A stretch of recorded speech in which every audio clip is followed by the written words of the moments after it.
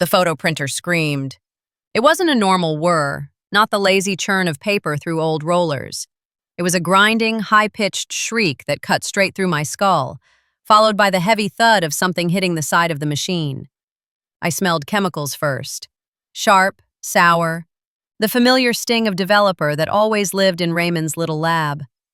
Then I heard the sound of plastic clattering to the floor. When I looked up from my phone, Raymond was staring at the newest print as it slid out, his face gone a color I'd only seen on men in bad firefights. His hands shook. The photo dangled from his fingers, the glossy edge catching the fluorescent light. He didn't blink. He didn't move. "Ray?" I said. He didn't answer. The room felt suddenly smaller. The hum of the mini-fridge in the corner, the soft ticking of the clock over the door, the faint squelch of his sneakers in spilled chemical. Everything went too loud, too clear. I stepped closer. "Raymond," I repeated, sharper now. "Talk to me." He flinched like I'd fired a shot. His eyes finally dragged away from the picture and found mine. They were wet, ringed with red. "You shouldn't have brought these," he whispered. The words landed heavy, like someone had just dropped a full magazine in my chest. "I found the camera in Grandma's workshop," I said. "I thought it was just old birthday parties, fishing trips, whatever." He shook his head hard, like he could shake the image out of his skull. The smell of developer clung to him, sharp, acrid, layered over sweat. "Don't show these to anyone," he said. "Emma, I mean it. Burn them." My fingers itched. In another life, on another continent, when people told me not to look at something, it usually meant I needed to look closer. "Let me see," I said. He hesitated. For a second, I thought he'd say no. Then his shoulders sagged, like he'd lost whatever last bit of resistance he had left. He turned the photo around. I'd seen a lot of wreckage in my life. Vehicles blown apart, walls collapsed, metal twisted by heat and pressure. But this was home. A car lay crooked on Maple Road, nose crumpled against a tree, windshield spiderwebbed, headlights shattered. It was an old model, boxy, familiar. I knew that bend in the road, that leaning telephone pole, that ditch. In the foreground, a girl was sprawled on a stretcher, hair matted dark against her cheek, blood smeared across her forehead. Two paramedics hovered, faces blurred by motion. Behind them, an officer held a notebook, expression grim. And to the left, half in shadow, stood a young man in a stained jacket, hands outstretched, face caught in a grimace halfway between horror and denial. My stomach dropped. I knew that face. Younger, thinner, without the lines life had dug into him, but unmistakable. My father, Tom Carter. Raymond watched me, waiting for the reaction. His fingers had left tiny smudges on the white border of the photograph. More prints lay on the counter, fanned out like a hand of cards. I set the first one down and reached for the next. Another angle of the car, another shot of the stretcher, the officer closer now. And in the background, my grandfather, Bud Carter, jaw clenched, one hand on my father's shoulder, the other pointing straight at him. They looked like they'd been caught mid-argument. Grandpa's mouth open, Dad's eyes wide, bright with something raw. I flipped to the next. Same scene, farther back. Maple Road blocked with yellow tape and curious faces at the periphery. The kind of small-town crowd that appears when sirens do. I flipped again. A close-up of the wrecked front bumper. Blood. Hair. A fragment of something pale caught in the crumpled metal. I set that one down carefully. My pulse thudded in my ears, steady but hard. The Navy had trained me to catalog, to observe, to compartmentalize under fire. My brain kicked into that mode automatically, even as my throat tightened. "Where did these come from?" I asked, though I already knew. "The film canister you brought in," Raymond said hoarsely. "From your grandmother's camera." The smell of chemicals burned in my nose, mixing with the faint, old scent of dust and paper that always lived in this shop. I could feel the rough texture of the counter under my palm, the slight stickiness where something had spilled and dried long ago. "How old?" I asked. "Judging by the car models, uniforms," he swallowed. "Late 80s, maybe early 90s. Before I was born. I picked up the first photo again. My dad, younger, standing by that wreck. My grandfather, pointing. The injured girl on the stretcher. Something dark and sharp pressed against my ribs from the inside. Raymond reached under the counter and pulled out an envelope, yellowed, brittle at the edges. "I didn't look too close at this before," he said, voice shaking. "It fell out when I opened the camera." He slid it toward me. On the front, in my grandfather's unmistakable block letters, was a single line. "For Emma, when she's old enough to see." The room tilted for a second. I gripped the edge of the counter to steady myself. "Ray," I said quietly, "did you read the back of any of these?" He shook his head. "I saw faces I recognized. I saw blood. I saw your granddad." I stopped. My thumb moved before my brain did. I flipped the first photo over. On the back, in the same blocky handwriting, were 3 lines. "Maple Road. Lisa Fernandez. Hit and run. Tom was drunk. Tom, you can't run from this forever." The words blurred for a heartbeat, then snapped back into focus. Lisa Fernandez. Hit and run. My father. Drunk. My grandfather writing this, knowing it might never see daylight unless someone like me pulled it out of an old camera in a dusty workshop decades later. Raymond's voice cut through the buzzing in my ears. "Emma," he said, pleading now. Some things are buried for a reason. Your dad, your grandma, half this town, they built a life on pretending this never happened." I looked up at him.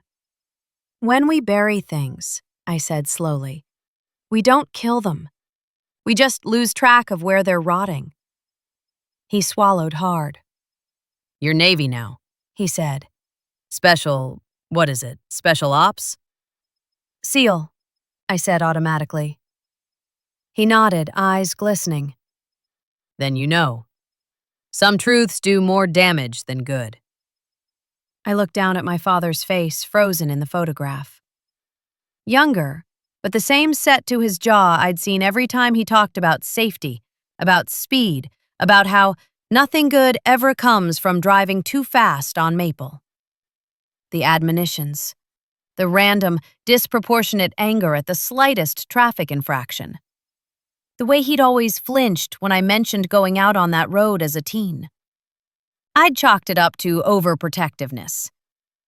It wasn't overprotectiveness. It was guilt. I slipped the photos back into the envelope, fingers brushing the brittle paper. The camera sat in my bag, its weight suddenly heavier than my deployed kit. "Make my copies," I said. "Store the originals in your safe." Raymond flinched. "Emma, you heard my grandfather," I cut in.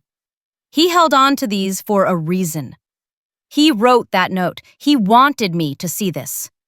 He might not have had the guts to blow it up while he was alive, but he made damn sure it wouldn't die with him." Raymond wiped a shaking hand over his face. "You're going to confront him," he said. It wasn't a question. "Yeah," I said. "I am." The old printer whirred again, this time without grinding. As new copies slid out, I slid my fingers into the envelope's flap. There was one more photo tucked in the back, smaller, slightly bent at the corner. I pulled it out. Same scene, different angle. This one was shot from inside another car, through a windshield flecked with rain. The wreck was in the distance, the stretcher, the flashing lights, and reflected faintly in the glass, like a ghost, was the outline of someone sitting in the driver's seat of the car that took the picture. Just a dark shape. But on the dash, captured crisp, was a familiar object. My grandfather's old camera. The same one I'd found on his workbench, buried under a rag and a layer of dust. The camera had watched. And then it had waited. Now it was in my hands. I slid the last photo back into the envelope and sealed it. "Run them," I told Raymond. "Then pretend you never saw them." He nodded, pale. As I walked out into the bright afternoon, the air tasted different. The little main street of our town looked the same: brick storefronts, familiar faces, distant smell of fried food from the diner, but it all felt like a set I'd just stepped behind. My father wasn't just the strict, anxious mechanic who lectured about seatbelts and curfews. He was the young man in that photo, standing by a wreck on Maple Road, my grandfather pointing at him like a charge. Lisa Fernandez wasn't just a name from town gossip. She was the girl on that stretcher. And my grandfather, meticulous, quiet Bud Carter, hadn't just left me a house and a box of tools. He'd left me a loaded camera and a sentence. "Tom, you can't run from this forever." I'd spent my career running toward gunfire, toward explosions, toward things everyone else ran away from. Now the explosion was in my own family, and the blast radius was just getting started. I drove back to my grandparents' house with the envelope on the passenger seat like a live grenade. Every bump in the road made it slide a little, the thick paper whispering against the cracked vinyl. Outside, the town rolled by in slow, familiar frames. Hanson's Hardware, the faded laundromat, the school I'd once thought was the whole world. The world looked smaller now. At the four-way stop before Maple Road, muscle memory almost made me turn right, out toward the bend in the photo. I tightened my grip on the wheel instead and went straight, toward the house. Not yet. The Carter home sat where it always had. Brick faded, porch sagging, wind chimes tangled from a storm no one bothered to fix. The air smelled like cut grass from a neighbor's yard, and the faint sweetness of the lilacs Grandma had planted decades ago along the fence line. I parked in the gravel and killed the engine. The sudden quiet pressed against my ears. The envelope crackled when I picked it up. The weight of the camera in my bag pulled at my shoulder as I climbed the porch steps, each creak under my boots a memory. Grandma, Helen Carter, opened the door before I knocked. "You're back early," she said. Her voice had that thready softness age gives you, but her eyes were sharp. They flicked to the envelope in my hand, then to the camera strap over my shoulder. I told her earlier I was running errands, not that I'd taken her late husband's relic to Raymond's. "Ray was quick," I said. "Got the film done." Her fingers tightened on the doorknob. "Oh." Just that. "Oh." She stepped back to let me in. The house smelled like old wood, lemon cleaner, and the casserole the neighbor had dropped off for the move. Boxes lined the hallway, labeled in Grandpa's meticulous print. Kitchen, tools, papers. The ghosts of a life being sorted. "Tea?" she asked. "Maybe later," I said. "We should sit first." The living room hadn't changed since I was a kid. Same sagging brown couch, same floral curtains, same faded photos on the mantel. Me at 6 with a fishing rod almost bigger than I was. My parents on their wedding day. Grandpa in uniform next to a Navy ship. Grandma lowered herself into her chair with a soft hoof, the fabric sighing under her weight. I sat across from her, the envelope resting on my knees. "Emma," she said, eyes on it. "Sometimes old film is better left undeveloped." There it was. No pretense. I turned the envelope so she could see my name in Grandpa's handwriting. "For Emma, when she's old enough to see." He didn't agree, I said. Her eyes glassed over for a moment. Been cleared. Your grandfather was a stubborn man. So am I said. I opened the envelope. The photos slid out, glossy and heavy. I placed the first one on the coffee table between us. Maple Road, the wreck, the stretcher, my father. Her breath hitched. One trembling hand rose to her mouth. "Oh, Bud," she whispered. "You really kept them." I laid out the others. Bud's hand on Dad's shoulder, the officer, the close-up of the bumper. Finally, the one with the faint reflection of Grandpa in the other car's windshield, camera in his hands. "What happened?" I asked. My voice sounded steadier than I felt. She didn't reach for the pictures. She stared at them like they might bite.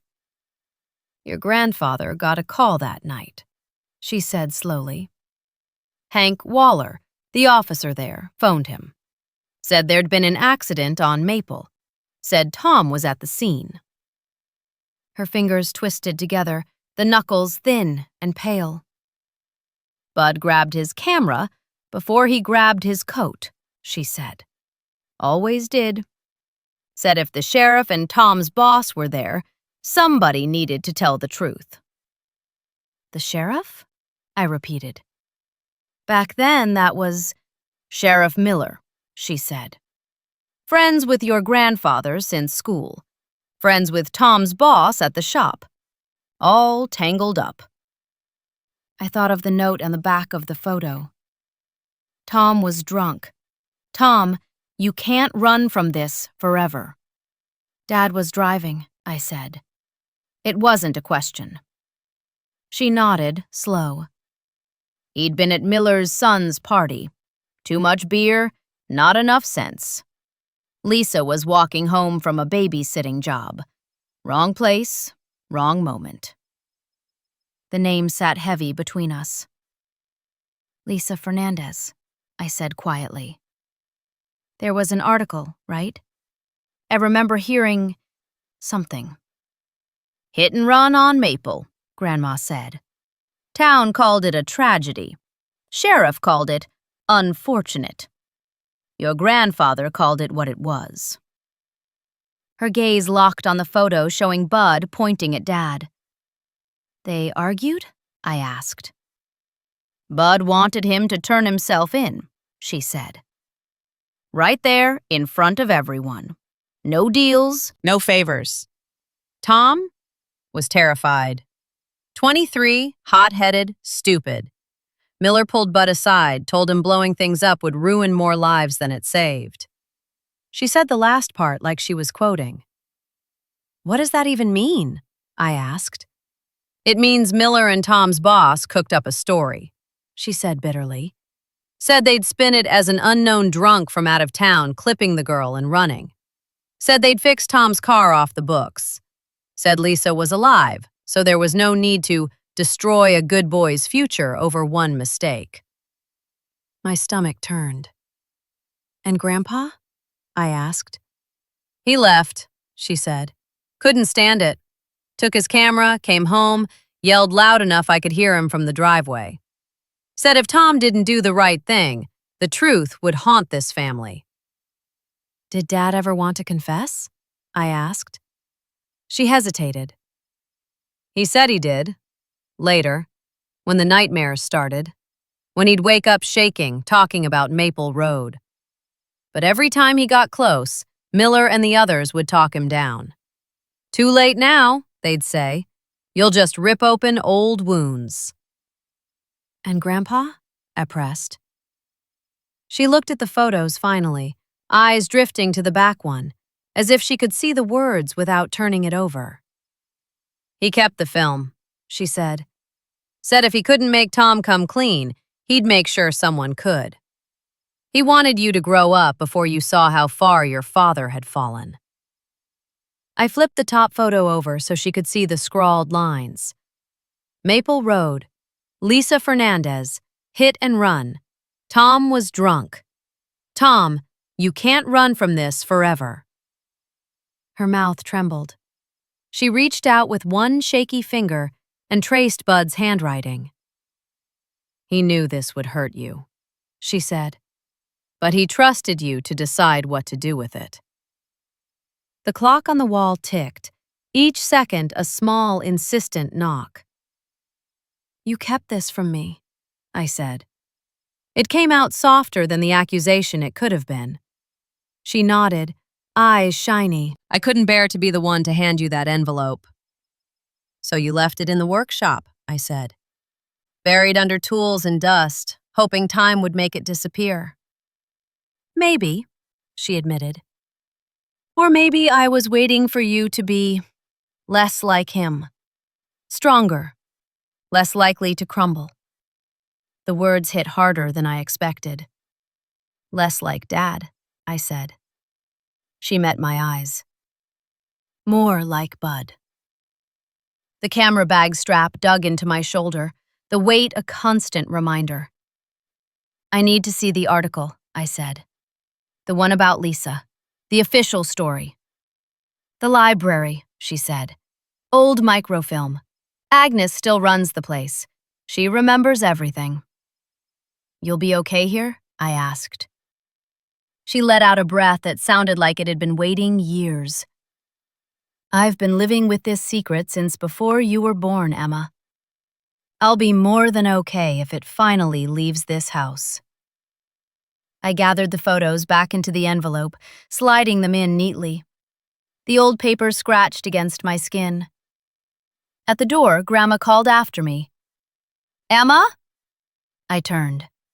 "Whatever you decide," she said, "don't let it turn you into a warden. Your father's been living in a prison of his own making for 30 years. Don't build yourself a cell out of his bars." Her words settled in the space between my ribs, uncomfortable and true. "I'm not here to lock him up," I said. "I'm here to turn the lights on." Outside, the air had cooled. Clouds gathered low, promising rain. I got in the truck, the seat springs squeaking, the envelope crackling across my lap. As I backed out of the driveway, my eyes caught the faint line of trees in the distance, just past the houses. Maple Road lay beyond them, curving out of sight. The urge to turn that way clawed at me again. But the library turnoff came first. Answers before confrontation. Maps before missions.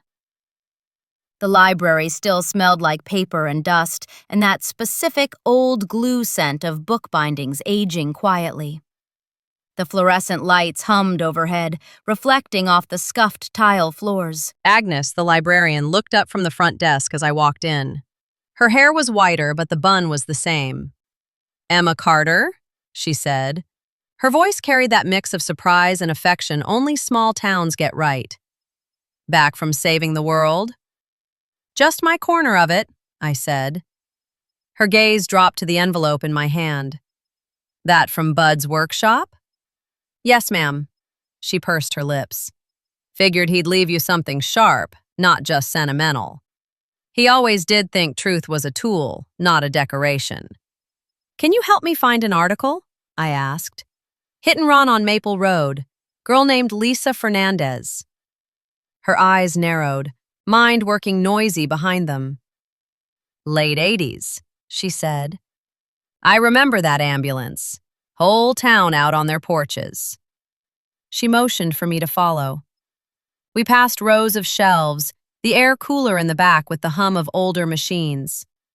The microfilm reader sat in the corner like a stubborn relic, big, beige, smelling faintly of warm plastic. Agnes showed me the drawer with labeled reels. 1988 to 1990, she said. "You'll find her somewhere in there." Paper called it a tragic incident. Her tone said what she thought of that. I threaded the film, the machine whirring softly as headlines blurred past.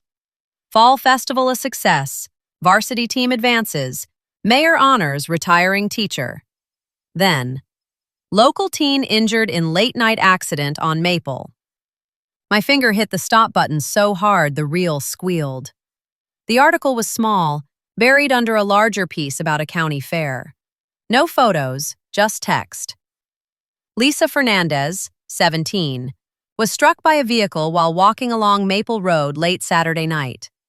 She sustained serious injuries and was transported to County General.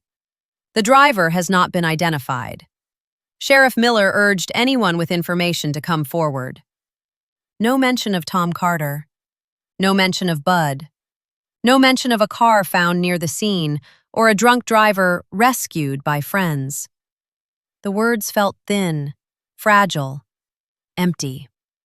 I scribbled down the date and details. Agnes hovered nearby. "The girl survived," she said quietly.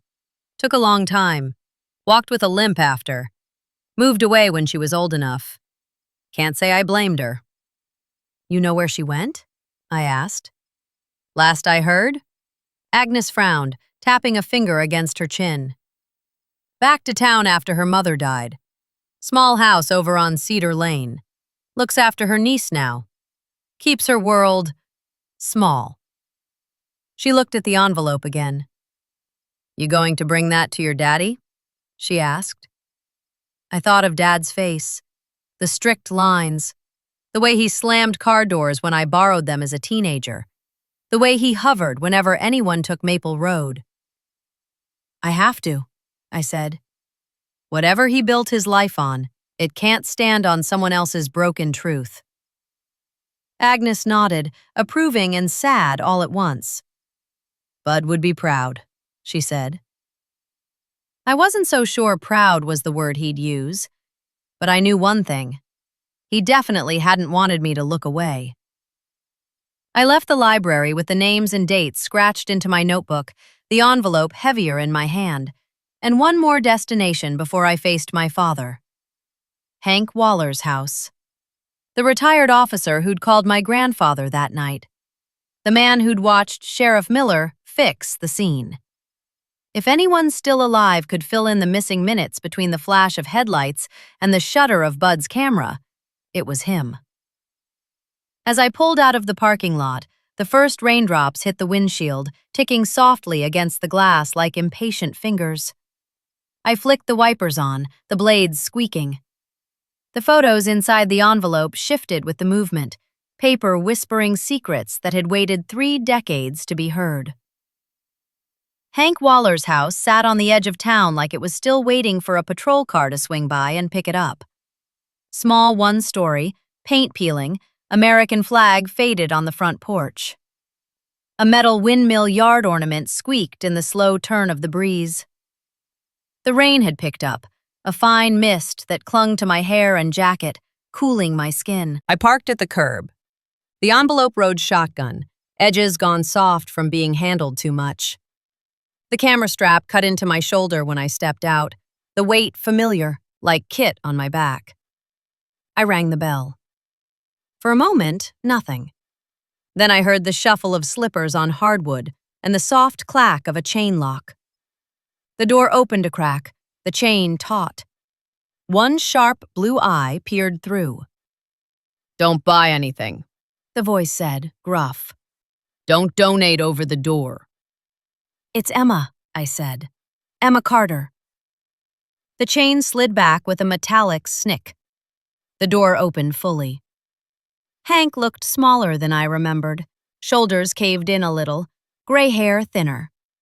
But the way he held himself, straight spine, weight centered, that was pure cop. His gaze went first to my face, then to the envelope in my hand, then to the camera. "Bud's girl," he said. "I should have figured." He stepped aside. "Come in before you catch something." The inside of the house smelled like old coffee, newspaper ink, and a hint of menthol from the jar of rub on the side table. Police memorabilia lined the walls, framed commendations, a shadow box with a badge and nameplate, a black and white photo of a younger Hank standing in front of a cruiser. He waved at the couch. It sagged under me when I sat, springs creaking. He settled into an armchair opposite, knees cracking. "You bringing trouble, or is trouble already here?" he asked. "Bit of both," I said.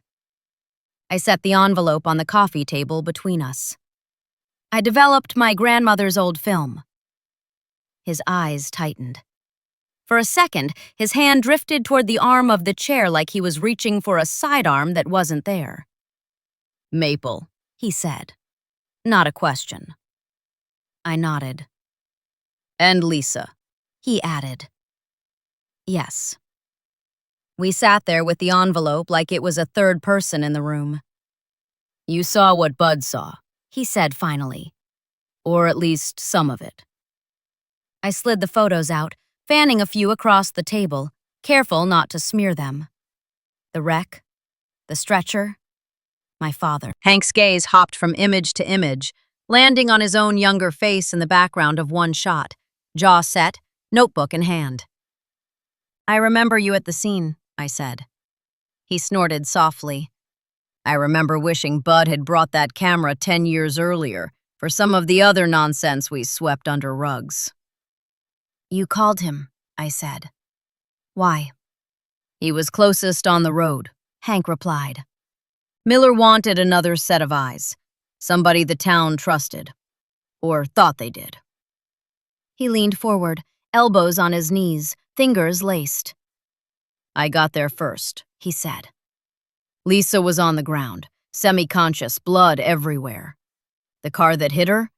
Down the road, front end crumpled. Tom sitting on the curb, sobering up fast. My throat tightened. He smelled like beer? I asked. He smelled like a keg, Hank said. Eyes wide, hands shaking. Kept saying he didn't see her and just clipped the edge. He nodded toward the close-up photo of the bumper. That wasn't a clip. Rain tapped softly against the window, a steady patter that underlined every word. What happened next? I asked. Miller arrived, Hank said. Sirens off. He took one look at Tom, one look at Lisa, and I watched the math happen in his head. Math? I repeated. Tom, local boy, clean record, son of the town's favorite mechanic. Lisa, kid from the edge of town, daughter of a woman who cleaned houses and didn't always have the rent, he said. He started talking about how a drunken mistake shouldn't ruin a good man's life. Hank's mouth twisted. Sound familiar? I thought of Grandma's version, of Miller telling Bud the same thing in softer words. Your grandfather rolled up not long after, Hank continued. Camera already in his hand. He took pictures before anyone could say otherwise. Every angle, every face. He was furious. I pictured it. Bud stepping out of his truck, boots hitting gravel, camera strap over his shoulder, taking in the scene in one sweep. His son, the girl, the sheriff. He confronted Dad, I said, tapping the photo where Bud pointed at Tom. He did more than that, Hank said. He grabbed Tom by the collar, dragged him toward Lisa's stretcher and said, Look at her. Tell me you deserve to walk away clean while she might not walk again. I swallowed hard. And Dad? I asked. He cried, Hank said simply. Begged. Said he'd turn himself in, make it right. Said he didn't remember exactly how it happened, just that there were lights and then the thud. The image of my father crying was almost harder to process than the wreck. But he didn't turn himself in, I said. Hank's jaw clenched. Miller got between them. Said we'd handle it. Pulled Bud aside. Never seen two men argue quieter and harder in my life. He mimed the motion, two heads close, voices low. I told Miller we needed to book Tom, Hank said. Write it up properly. He gave me a look that said I was young and stupid and didn't know how small towns worked. How do small towns work? I asked. He gestured to the photos. Like that. Favors, silence, deals made in driveways instead of courtrooms. He rubbed his hands together, the skin papery, veins prominent. He told me, Hank continued, That if we charged Tom and it went to trial, it'd drag Lisa's name through the mud. That people would ask what she was doing walking alone, what kind of girl she was, whether she looked distracting in the headlights. I felt the nausea rise again. Blame the victim. Always easier than blaming your buddy's son, Hank said bitterly. He said the best thing we could do was get Lisa patched up, keep an eye on Tom, and pretend the driver was never found. And you went along with that? I said, the words coming out flatter than I intended. He didn't flinch. I did. I convinced myself it was for her, that dragging everything into court would just make more noise. Bud didn't buy it. He took his pictures and left. He nodded at the one with Bud's reflection in the windshield. He gave me one of those prints later, Hank said. Told me if he died before Tom did the right thing, I'd have to decide who I wanted to be. Did you keep it? I asked. Burned it, he said. Thought if I destroyed the evidence, I could destroy the choice. It didn't sound like it had worked. You saw Lisa after, I said. Visited the hospital, he replied. She was in a coma for a week. Woke up angry, hurt. Asked me if we knew who hit her. I lied. Told her we didn't. Told her if we ever did, I'd make sure she knew. His eyes shone briefly. He blinked it away. You didn't tell her, I said. I told myself it would break her more than it fixed anything, he said. That if she knew a local boy she saw every Sunday was the one who did it, she'd never feel safe here again. And instead, I said, hearing my own voice cool, she just walked around wondering why nobody ever got held responsible for what happened to her. He stared at the photos again, decades of regret etched into the lines around his eyes. I watched your father after that, Hank said. Every time he slowed for a crosswalk, every time he flinched at sirens. He punished himself more than any judge would have. But that doesn't mean he paid the right price. The room fell quiet, except for the rain and the faint ticking of a cheap clock over his TV. Why didn't anyone ever tell me? I asked. Tell Mom. Tell anyone. Because we were cowards, he said simply. And because your grandfather was playing a long game. He told me once, Emma's gonna see these. She'll be old enough to know what to do with them. I told him that wasn't fair. He said leaving it buried wasn't fair either. I turned that over in my mind. Grandpa, making a choice that would land like a bomb in my lap decades later. You think it's fair? I asked. I think it's heavy, Hank said. But I also think you've been carrying heavy since you signed your enlistment papers. Difference is, this weight has your family's name on it. He leaned forward, looking at me carefully. What are you going to do, Emma? I looked down at the photo of my father again, the young man caught between denial and horror. I'm going to talk to him, I said. Without Miller. Without anyone putting spin on it. I want to hear him say it. And Lisa? Hank asked. Her name felt less like a headline now and more like a person, breathing under all the noise. I'll go to her, I said. But not with a story. With facts. With him, if he has any decency left. Hank nodded slowly. You might break him. He's been cracked for 30 years, I replied. Maybe breaking is what it takes to rebuild anything. He considered that, then sighed. If you'd come to me 10 years ago, he said, I'd have told you to let it lie. I'm too old to believe lies grow into anything but mold now. He looked at the photos one more time, then met my gaze. You tell Lisa I'm ready to tell my part when she is, he said. I won't hide behind age and retirement anymore. I will, I said. As I stood to leave, he added, "And Emma?" I paused in the doorway. "You're your grandfather's girl," he said, "but you're not him. Don't forget, you get to choose a different ending." Rain hit my face when I stepped outside, cool and clean. I stood on the porch for a moment, watching the water bead on the photo's envelope, then slide off. The paper crinkled slightly under my fingers. Back in the truck, I sat with my hands on the wheel, engine off, windshield smeared with droplets. Dad's garage was 10 minutes away. The house, 5. I could feel the moment narrowing like a funnel. Past, present, future, all pressed into whatever came next. My phone buzzed in my pocket. I pulled it out. A text from my mother. "Your father's at the house. He looks tired. When you come back, please be kind." Kind. I thought of Lisa's stretcher, Bud's note, Hank's confession. Kind didn't mean soft.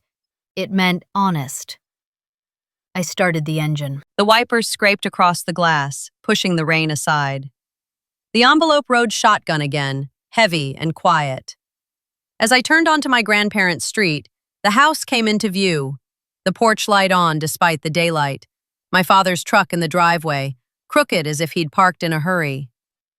Through the front window, I caught a glimpse of him moving across the living room, a cardboard box in his hands. Same shoulders, same gait. Same man who'd taught me how to check oil, how to change a tire, how to respect the weight of a vehicle in motion. Same man who'd stood by a wreck on Maple Road, drunk, while a girl bled. I pulled into the drive and killed the engine. The rain had softened into a fine mist. The scent of wet pavement and lilacs rose together. I picked up the envelope, feeling the edges press into my palm. On the porch, my boot soles squeaked faintly on the damp boards. Before I could knock, the door opened. Dad stood there, one hand on the frame. His hair was more gray than brown now, his face lined, his eyes the same dark hazel I saw in the mirror every morning. They dropped to the envelope, to the camera strap on my shoulder, then back to my face. For a heartbeat, everything in him stilled. "Emma," he said. His voice was rough. What did you find?" The weight of 3 decades settled between us. I lifted the envelope slightly, just enough so he couldn't pretend he hadn't seen it. "Pictures, Dad," I said quietly. "Of Maple Road, of you, of Lisa." His fingers tightened on the doorframe until his knuckles went white. The color drained from his face in a slow, awful wave. He swayed, just a fraction, like the floor had tilted beneath him. Every instinct I had, soldier, daughter, operator, told me the same thing. He already knew exactly what was inside.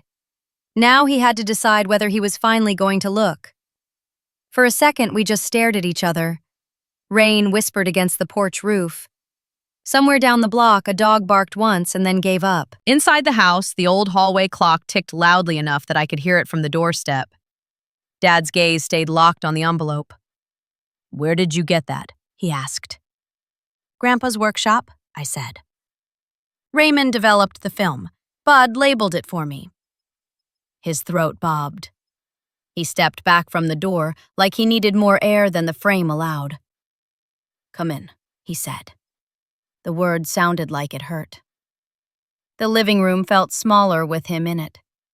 Same furniture, same faded carpet, same photo wall.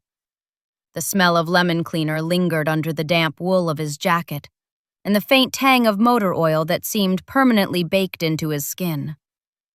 Mom sat on the couch, a half-packed box of framed pictures beside her. When she saw the envelope, she closed the box slowly, fingers trembling on the cardboard flaps. "You found it," she said quietly. "You knew?" I asked. She nodded once, eyes on Dad. "Bud told me he'd left something for you." Said he hoped you'd be stronger than the rest of us. Dad flinched at that. I set the envelope on the coffee table and sat opposite him. He lowered himself into Grandpa's old armchair like a man twice his age, the springs creaking under his weight. For a moment, no one moved. Then I slid the photos out. I didn't fan all of them, just the first, Maple Road, the wreck, the stretcher, Dad frozen mid-denial. I laid it in front of him. The air seemed to thicken. The clock ticked on, unbothered. His hand hovered above the photo for a second, before he let it drop. His fingers brushed the glossy surface, tracing the crooked outline of the car, then the blurred figure of the girl. When his eyes landed on his own face, younger and raw, his breath hitched audibly. "I thought he burned these," he whispered. "Grandpa?" I asked. He nodded, eyes still on the image. "We fought about that camera more than we ever fought about my grades, my work, my marriage, anything." He picked up the photo carefully, like it might tear if he squeezed too hard. "I remember the flash," he said. "The way it went off while I was still trying to figure out if I'd woken up in a nightmare." I slid the second one over. Bud's hand on his shoulder, finger pointed, jaw tight. Dad choked out a humorless laugh. "Yeah, that's more like it." "Dad," I said, keeping my voice even, "I need you to tell me exactly what happened that night. No sheriff, no Miller, no for your own good. Just you." He stared at the second photo, thumb rubbing the edge. "Does it matter?" he asked weakly. "You've got the pictures. You've talked to your grandma, probably to Hank. You're Navy now. You know how to stitch a story together." "It matters to me," I said. "And it matters to Lisa." Her name hung between us like a question he'd been avoiding for 3 decades. He closed his eyes. When he opened them, there was no fight left in them, just a depth of exhaustion that made my chest tighten. "I was drunk," he said. "Really drunk. Not buzzed, not a beer or two. I'd been trying to keep up with Miller's boy and his friends. Stupid. Showing off." He swallowed. "I left the party early," he continued. "Miller's kid tossed me the keys, said, 'You good to drive, man?' I said, 'Yeah,' because that's what you say when you're 23 and trying not to look weak." His fingers curled around the photo's edge until it bent. "I took Maple," he said. "Always did. Less traffic, fewer lights. It was raining a little. Not like this, just a drizzle. Headlights reflected off wet asphalt. I had the radio up, windows cracked." He stared past me, eyes somewhere else. "She stepped out from the shoulder," he said. "I didn't see her until I did. Just white sneakers and a flash of hair. I hit the brakes, but it was too late." His voice cracked on the last word. "The sound," he said quietly. "You never forget the sound. Bumper hitting bone. The way the car shuddered. I thought for a second the engine had dropped out."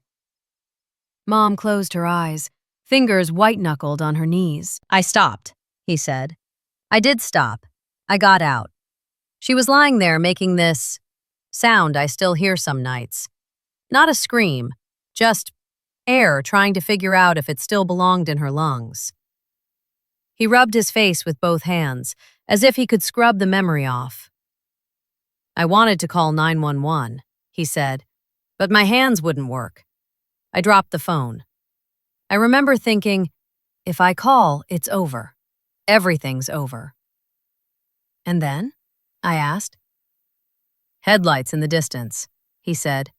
"Hank's cruiser. He pulled up, saw me, saw her. Took charge, called it in, told me to sit down." He exhaled harshly. Then Miller arrived, he said, and everything went sideways. He mimed the sheriff's hand on his shoulder, gentle and firm at the same time. He said, "Tom, you need to breathe. We'll figure this out. Don't say anything you can't take back." "You'd already hit her," I said. "What was there to take back?" He winced. He made it sound like there were options. He kept saying if we told the truth, the lawyers would tear Lisa apart. Ask why she was walking alone, what she'd been doing, whether she'd been drinking, too. He said he'd seen it 100 times. Victims put on trial while the real driver walked anyway. "And Grandpa?" I asked. The ghost of a smile tugged at the corner of his mouth, bitter and fond all at once. "Bud wanted to drag me by the ear into the station," he said. "Said if I had any Carter blood in me worth carrying, I'd march in and confess before the sun went down." I told him I would. I meant it in that moment. The guilt was like static in my head. I couldn't hear anything else. He flipped the second photo over without me prompting. His eyes landed on the back. I saw the muscles in his jaw jump. Tom was drunk. "Tom, you can't run from this forever."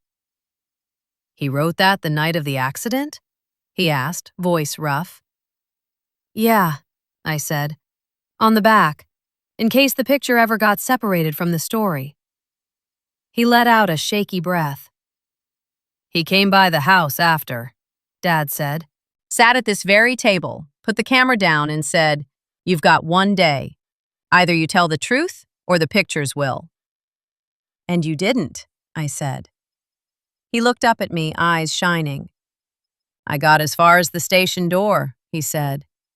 "I stood outside, shaking like an idiot, thinking about Lisa in a hospital bed, thinking about you as a future possibility, thinking about everything." Miller met me on the steps. Told me Lisa was alive, that she might walk again. He swallowed. He said if I confessed now, after he'd already filed the report, it would look like we all lied from the start. That it'd blow up his office, Hank's career, your grandfather's reputation, the garage's business. He used every lever he had. "So you let him pull them," I said. "I let him," Dad agreed. "I told myself I'd make up for it. That I'd be the safest driver anyone had ever seen. That I'd raise you with every caution I hadn't taken. That I'd carry it, alone." "How's that working out?" I asked. His laugh was a broken thing. "Every time you took a car out as a teenager," he said, "I stood at the window until your taillights disappeared.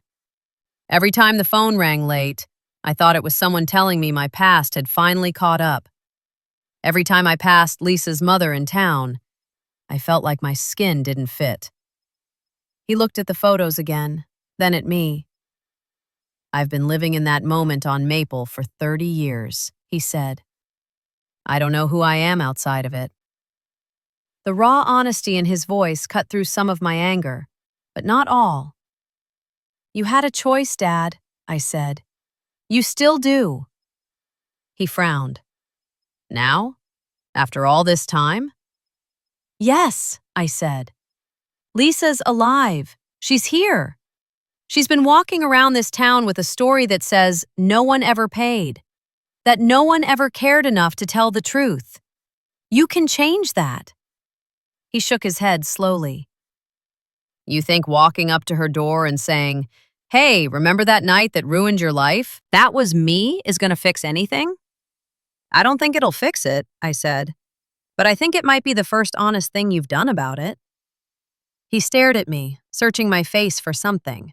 Permission, maybe, or absolution I couldn't give. "Why now?" he asked. "Why not let sleeping dogs lie? Your grandfather's gone, Miller's dead, Hank's retired, Lisa rebuilt her life.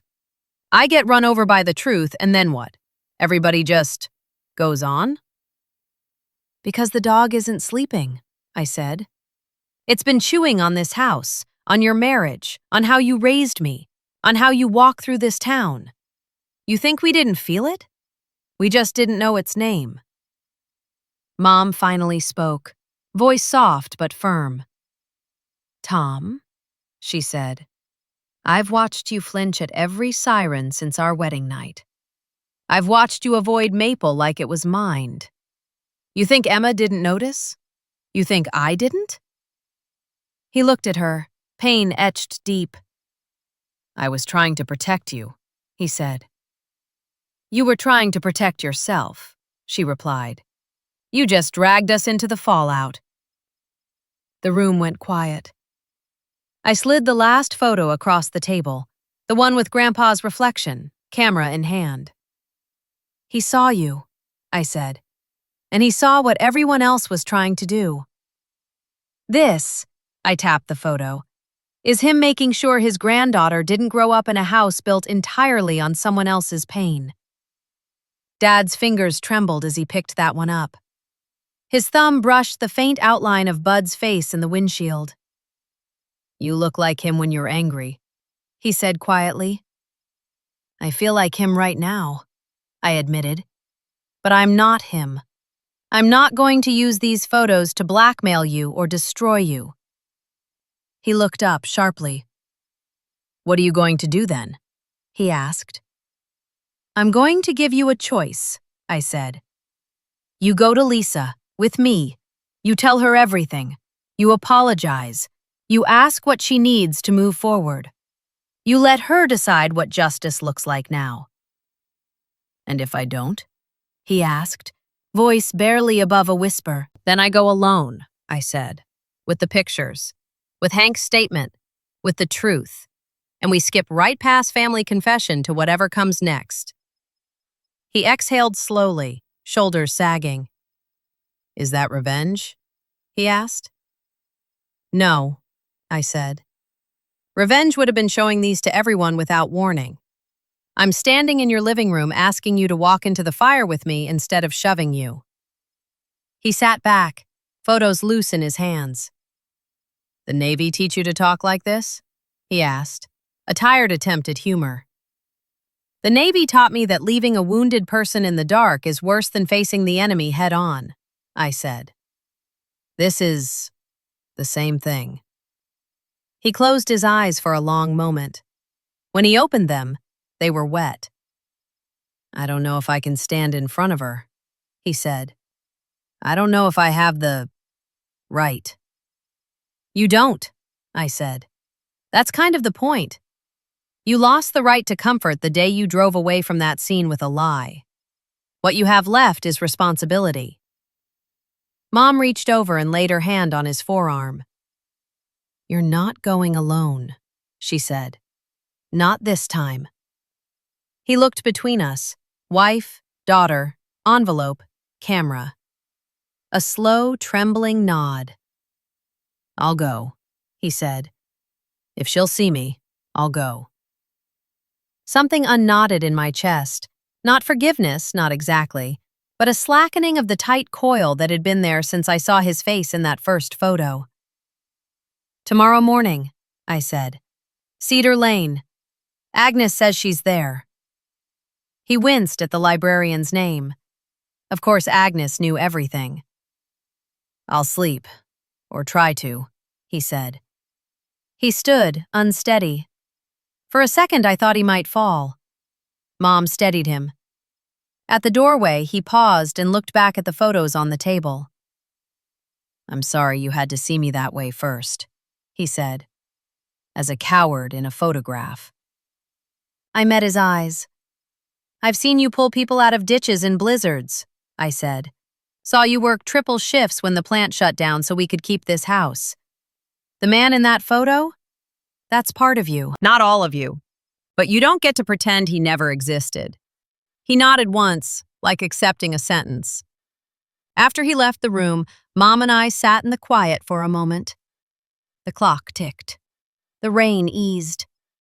You think he'll go through with it? She asked. He said he would, I said. And if he doesn't, I'll go anyway. She studied my face, something like pride and worry tangled together.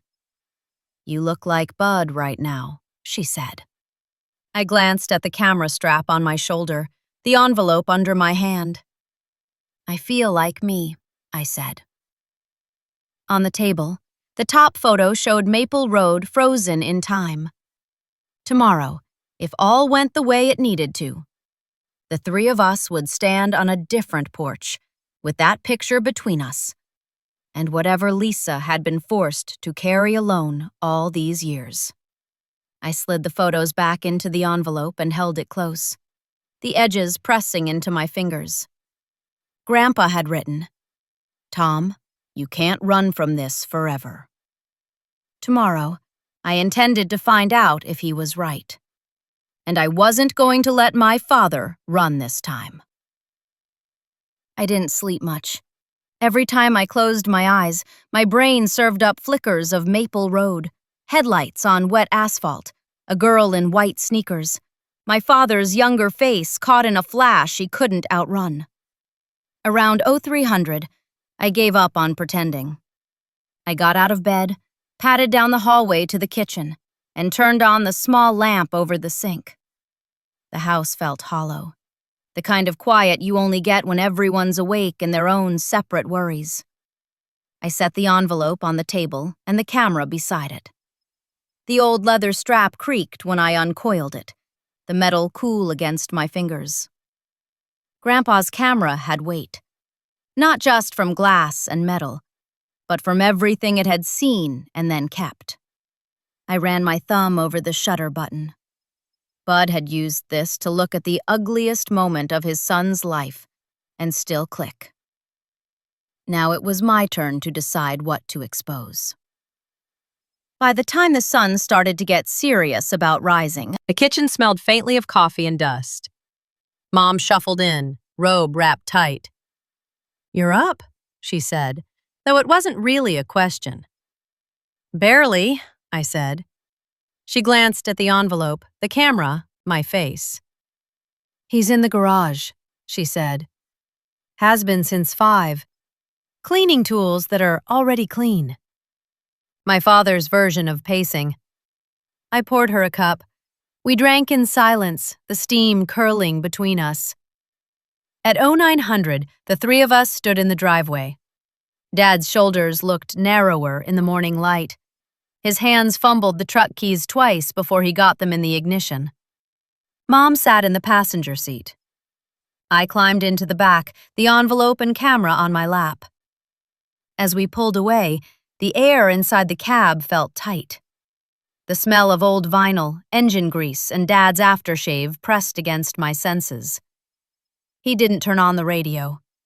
The only sounds were the engine's low rumble and the occasional swish of tires on still damp pavement.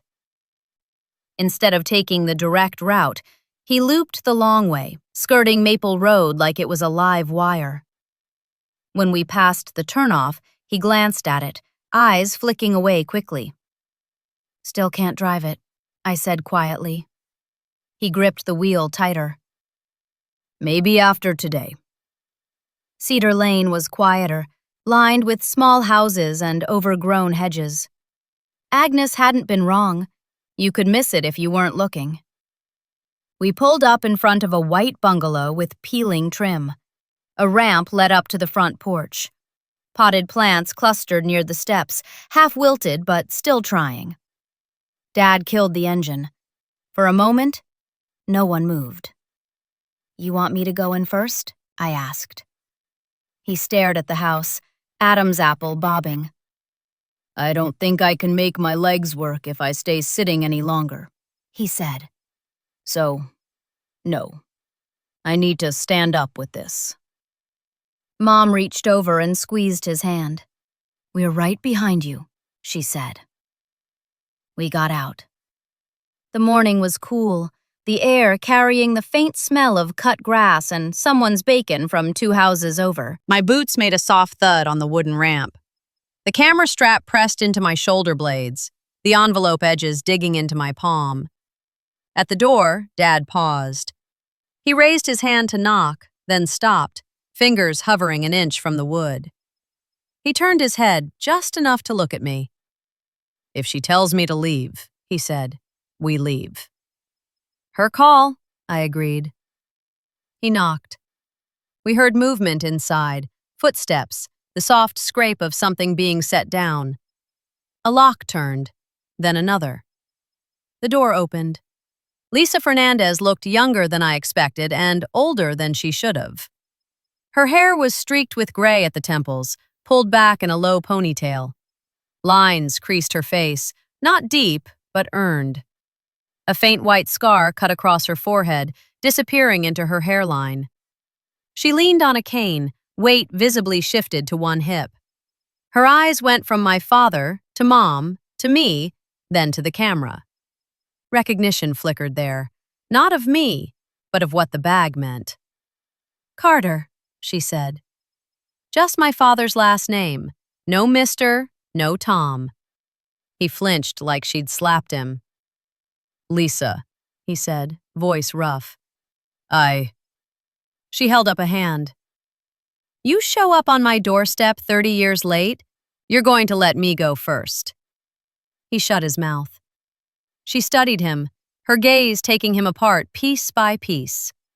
The way you look at a car that once hit you and now sits on a tow lot, paint faded but dents still visible. Agnes called me last night, she said. Said someone found something. Said your daughter was back. Said there might finally be a chance to hear the truth from the source. Her eyes moved to me. You must be the daughter. Emma, I said. Bud's girl, she added, nodding toward the camera. I recognize that thing. He had it slung around his neck the night my life got rearranged. Her voice was even. Not friendly, but not shaking either. Can we come in? I asked.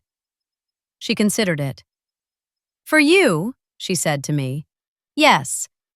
For him, her gaze went back to Dad. We'll see. She stepped aside, uneven but steady on her cane. Inside, the house was small but neat. The smell of laundry detergent and coffee hung in the air. A couch, an armchair, a TV too big for the room. On a side table, a framed photo of a teenager who looked like a younger Lisa. Same eyes, same tilt to the mouth. Sit, she said, pointing to the couch. We did, Dad on the edge like he wasn't sure he had the right to take up space. I stayed on the end, envelope on my knees, camera strap across my chest. Lisa lowered herself into the armchair opposite, leaning her cane against the side. So, she said, which one of you is going to say the words, I hit you with my car first? Because I've only ever heard them in my own head. Dad inhaled sharply. I did, he said. I hit you with my car. The room seemed to exhale. Lisa's lips parted like she hadn't quite believed he'd say it that plain. You were drunk, she said. Yes, he said. You drove away from the truth even as you stood there, she said. Yes, he said again. His voice was quiet, but it didn't shake. She leaned back, studying him like he was a puzzle that suddenly had the edges put in. For 30 years, she said slowly, I've lived with two stories. The one my body tells me, bones that heal crooked, a limp that gets worse when it rains, a scar that pulls sometimes when I smile. And the one the town told me. Hit and run, no leads, drunk stranger, move on. She snorted softly. Small towns don't have drunk strangers. They have drunk neighbors. She focused on me. You're Navy, right? She asked. SEAL, I said.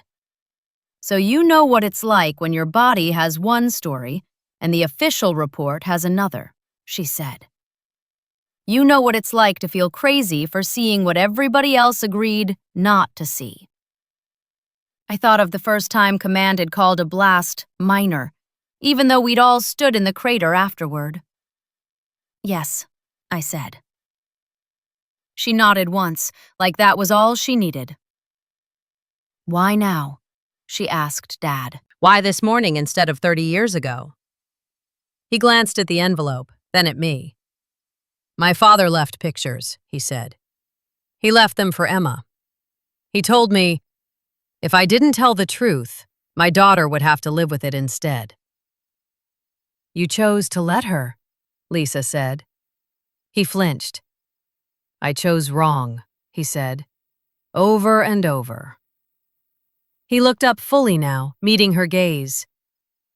I am so sorry, he said. Sorry doesn't touch it, I know that, but it's the only place I can start. She held his gaze for a long, uncomfortable beat. Describe it, she said suddenly. He blinked. What?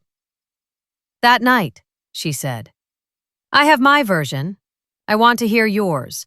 Not because I enjoy pain, but because I want to know if the story in my head matches the one you've been running from. He swallowed. I had been drinking, he said. Too much. I took maple because it felt familiar. I thought that meant safe. I saw your shoes first, then you. I hit the brakes, but it was too late. The sound. I still hear it. Her face stayed still, but her hand tightened on the cane grip. I got out, he continued. I went to you. You were on the road, breathing ragged. You made this gasping sound. I remember your hair sticking to the pavement. I remember thinking, if she dies, it's my fault. If she lives, it's my fault. He coughed a humorless laugh. Hank showed up, he said, called it in. Then Miller came, pulled me aside, told me shutting up was for your good. Tears pricked at the corners of Lisa's eyes. She blinked them back angrily. He told me, she said, voice sharper now, that if they ever found the driver, I would be the first to know. I waited. I walked past you at the garage more times than I can count. You couldn't even look at me. He dropped his gaze to his hands. I wanted to, he said, every time. I wanted to walk over and say, it was me. I did this. And every time I heard Miller in my head, telling me I'd just drag you through more hell. You let him be your conscience, she said. He got to walk around as the good sheriff, and I got to limp around as the girl nobody got justice for. She shifted in her seat, the movement stiff. My mom scrubbed floors to pay hospital bills, she continued. We fought with insurance, with doctors, with schools about accommodations. You changed your driving route and called it penance. The words were sharp, not shouted. He nodded, eyes wet. You're right. Silence settled again, heavy but not empty. I opened the envelope, hands steady, and pulled out the top photo. Maple Road. The wreck. The stretcher. I slid it onto the table between us. Lisa's breath hitched. Her hand went to her mouth. I never saw it, she whispered. They never showed me. I laid out the others. Bud's hand on Tom's shoulder, the close-up of the bumper, the faint reflection of Grandpa in the windshield, camera in hand. Lisa reached out with tentative fingers, stopping just short of touching. Bud took these, she said. Of course he did. He wrote on the back, I said, for you, for me, for everyone, I think. I flipped one over so she could see. Maple Road, Lisa Fernandez, hit and run. Tom was drunk. Tom, you can't run from this forever. She read it once, twice, then she laughed. It wasn't a nice laugh. It was bitter, tired, edged with something like admiration. Bud never did mince words, she said. I like that about him. Her fingers finally landed on the photo. She picked it up, held it closer, eyes scanning every detail like it might unlock a door in her head. "This is the first time," she said slowly, "that I'm looking at this night with evidence in my hand instead of just pain in my bones." She set the photo down carefully. Then she looked at my father. "Do you want me to forgive you?" she asked. He shook his head. "I want you to be able to breathe without us choking you," he said. "Whatever that looks like." She studied him. "What are you willing to do?" she asked. Beyond showing up on my porch and saying sorry because your daughter shoved you here. His shoulders squared slightly. I recognized that motion. It was what he did before lifting an engine block or taking a hard job at the shop. "Whatever you ask," he said. "If that means standing in court, I'll do it. If it means telling this story in front of the town, I'll do that too. If it means community service, money, public apology, I'll do it. I can't give you back the body or the years you lost. I can only step out of hiding and stop letting you carry all of it alone." Her eyes flicked to me. "And you?" she asked. "What do you want out of this, Emma?" I hadn't realized I was gripping the camera until my fingers ached. I loosened them. "I want to stop feeling like my whole childhood was staged on top of a crime scene," I said. "I want to be able to be proud of my family without swallowing glass. For you, I want you to finally hear the words he should have said 30 years ago. And then I want whatever justice you choose to actually happen." She leaned back, absorbing that. "Justice," she repeated. "Not revenge?" "I've seen revenge," I said. "It eats the person holding it just as much as the target. Justice, that's different. That's putting truth where a lie's been sitting." She nodded slowly. "I don't know if I can forgive you," she said to Dad. "Not fully. Not now, maybe not ever. That doesn't mean I want you caged, either. I've lived inside this cage long enough." She took a breath. "I want 3 things," she said. Dad nodded, waiting. "First," she said, "I want you to come with me to the cemetery where my mother is buried and say her name out loud when you admit what you did. You didn't just hit me. You hit everything she worked for." He swallowed. "Okay." "Second," she continued, "I want you to stand in front of the community center and tell the truth. No excuses, no, the sheriff told me. Just you. Your choices, your consequences." There were kids who grew up hearing my story as a cautionary tale about walking alone. I want them to hear the real caution, about driving drunk and staying silent. He nodded again, slower but firm. "Okay." "And third," she said, "I want you to set up a fund, call it whatever you want, for kids who get hurt in accidents in this county and don't have insurance or parents with savings. You and your shop buddies and whoever else wants to donate. You're going to take the money that used to fix your reputation and put it where it should have gone in the first place." His eyes shone. "Yes," he said, no hesitation. She looked at me. "You're going to be there for all of it," she said. "Yes," I said. She sat back, exhaling, as if naming the terms had shifted some of the weight. "There's one more thing," she added, softer now. "For me." We waited. "I want copies of these," she said, nodding at the photos. "Not to put on the wall. I have enough reminders. But to know that if anyone ever tries to rewrite this again, I can hold up proof and say, no, this is what happened." "You'll have them," I said. "All of them." Her gaze lingered on the camera. "I always wondered," she said, "if anyone saw me that night besides the EMTs, if I was just a blur in someone's rear view. Knowing Bud stood there and clicked, it helps. A little. She gave a small, almost smile.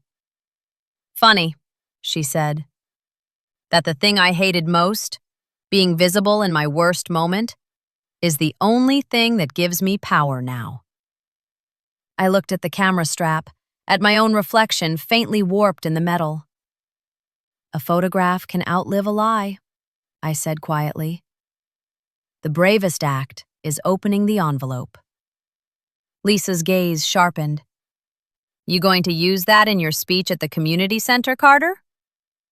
Maybe, I said. She stood slowly, cane taking part of her weight. You should go, she said. We all need time to resort ourselves. At the door, Dad paused and turned back. Thank you, he said. For not slamming the door in my face. She held his eyes. I thought about it, she said. For 3 decades. Turns out letting you say it to my face hurt less than imagining you never would. He nodded, jaw tight. As we stepped out onto the porch, the air felt lighter somehow. Not clean, not yet, but stirred. Halfway down the ramp, Lisa called after me. Emma, she said. I turned. Your grandfather was right to trust you with that camera, she said. Don't let anyone ever tell you different. The camera strap pulled at my shoulder, solid and sure. I won't, I said. On the walk back to the truck, Mom slipped her hand into Dad's. He didn't let go. As we pulled away from Cedar Lane, Dad didn't avoid Maple Road this time. He turned onto it deliberately. We drove past the bend, the tree, the leaning telephone pole. The ghost of tire marks long washed away. No one spoke. But something in the way he kept the truck steady, hands at 10 and 2, breath measured, told me this was the first time in 30 years he'd been on this road without lying to himself about why it hurt. We had a cemetery ahead, a community center after that, and a town that had been living with a half-story for far too long. It was time to bring the whole picture into the light. The cemetery sat on a slight rise outside town, grass still wet from the morning rain. The air smelled like damp earth and cut flowers. Birds picked at the ground between stones, hopping away as we walked up the gravel path. Lisa led. Dad followed. Mom and I came last. We stopped at a modest granite marker near the back. Maria Fernandez, beloved mother, fighter, friend. Someone had left a small bouquet of daisies in a chipped glass jar. The petals drooped, but they were stubbornly bright. Lisa rested her hand on the top of the stone. My mother worked 3 jobs, she said quietly. She scrubbed other people's floors so I could buy school supplies. When I was hit, she lived at the hospital. She slept in chairs. She begged doctors. Her voice stayed steady, but her knuckles whitened on the cane. She kept asking me, "Did you see the driver?" Lisa continued. I told her no, I didn't. I saw headlights, that's all. She died thinking justice just never showed up. She turned slightly, looking at my father. You're going to say her name, she said. And you're going to tell her what you didn't tell her when she was alive. Dad swallowed. The wind tugged at his jacket, carrying the faint scent of his aftershave and damp cotton. He stepped closer to the grave. His shoes sank a little into the soft ground. Maria, he said. His voice cracked on the second syllable. My name is Tom Carter. I'm the one who hit your daughter. The honesty of it sat heavy in the air. I was drunk, he went on. There is no excuse. I saw headlights, thought I had time. I didn't. I let men in uniform and men in my life talk me into silence. I let you fight alone.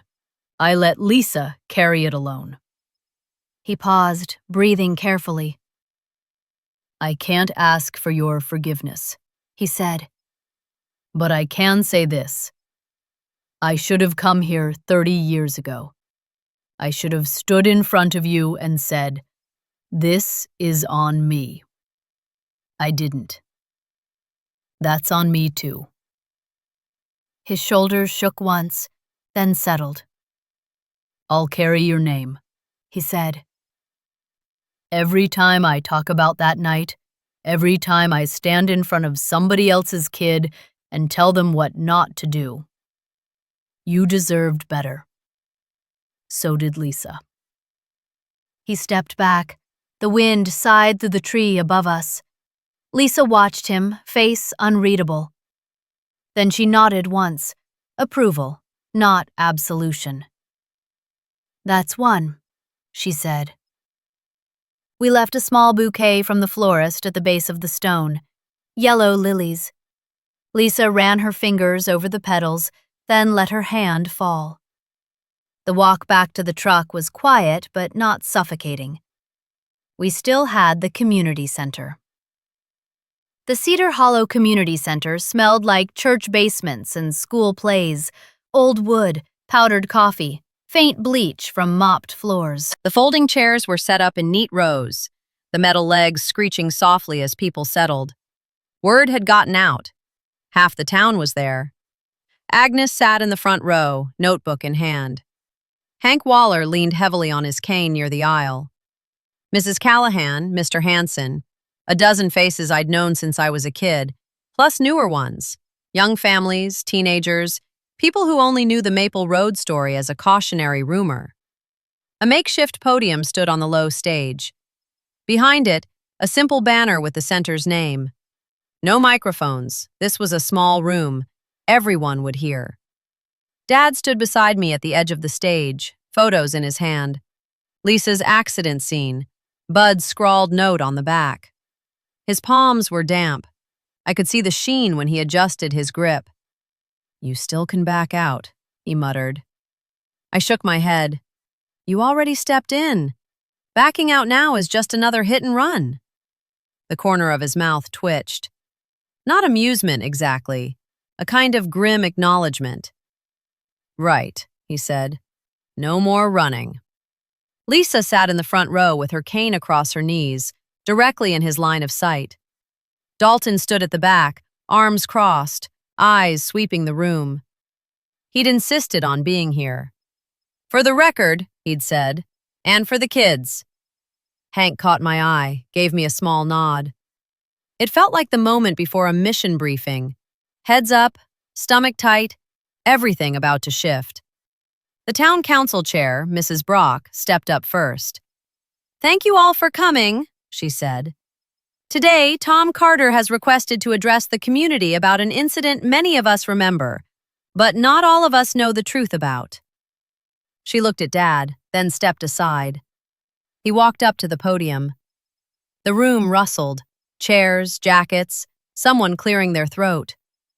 The fluorescent lights hummed overhead. The air felt thick, full of held breath. Dad set the photos down where he could see them. My name is Tom Carter, he said. No preamble.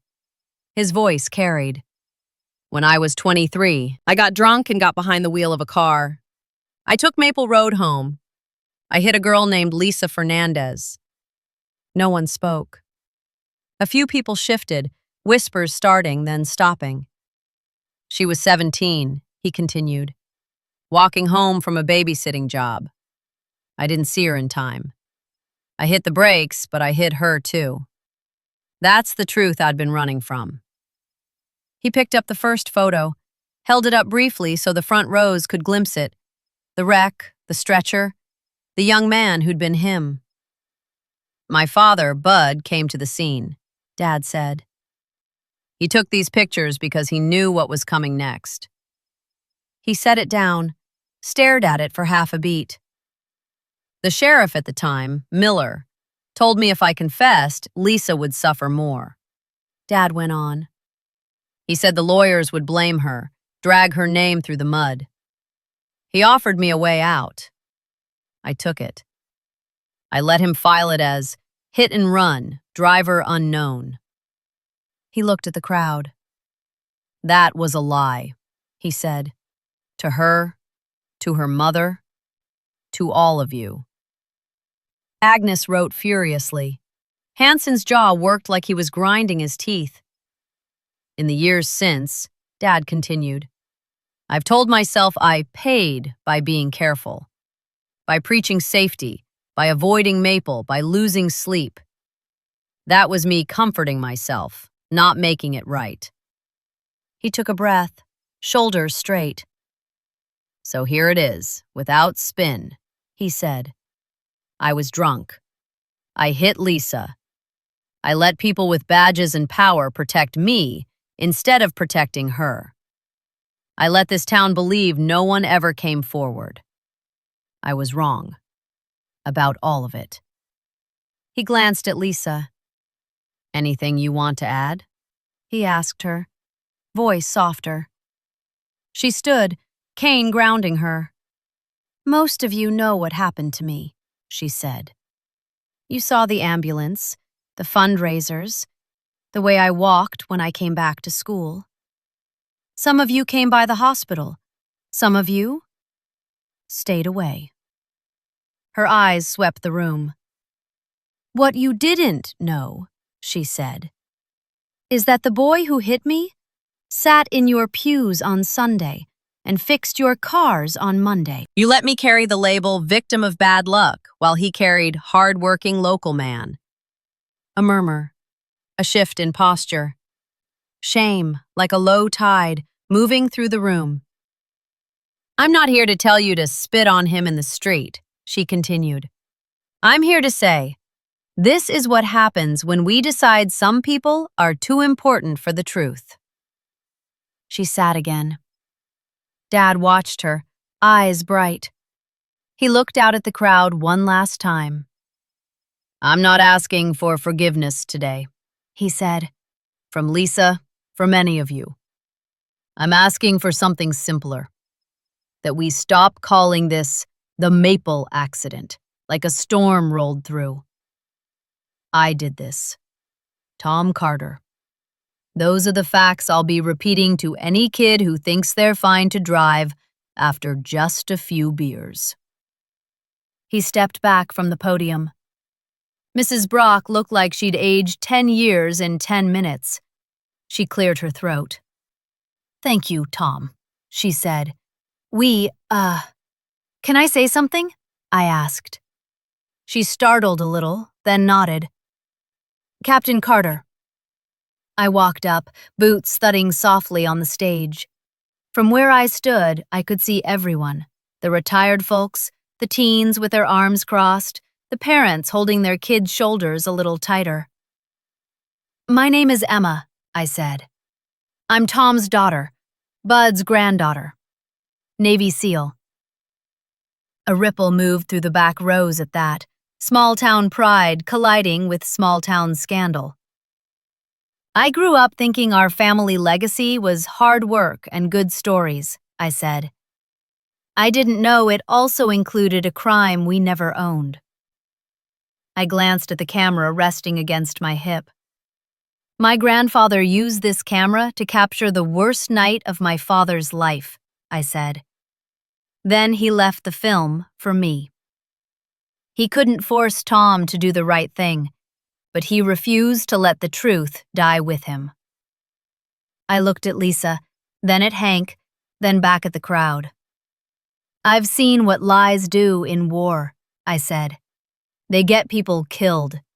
They get the wrong people blamed. They rot units from the inside. The same thing happens in families. In towns. We call it protecting people. But really, we're just building our lives on top of someone else's hurt. I let that sit. A photograph can outlive a lie, I added. The bravest act is opening the envelope. Silence. Then from the back, Hank stood. His cane thumped once on the floor.